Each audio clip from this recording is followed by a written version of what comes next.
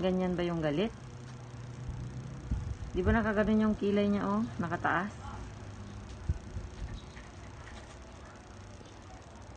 Paliitin mo kasi yung kilay na ginawa mo. Masyadong malaki. Nakalagpas na siya sa ano, oh.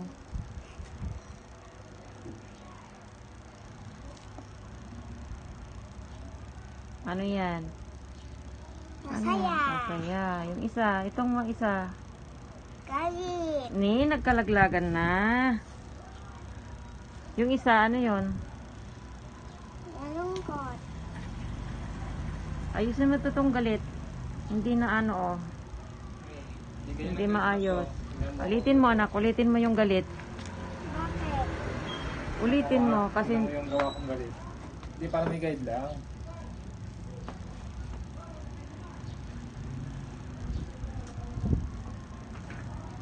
ayusin mo yung kilay niya, anak.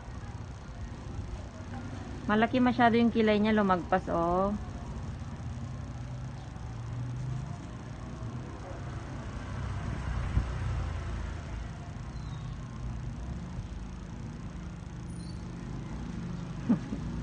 Yan ang galit. Paano itsura ng galit? I-ano mo nga sa mukha mo? Okay, ganyan ang galit.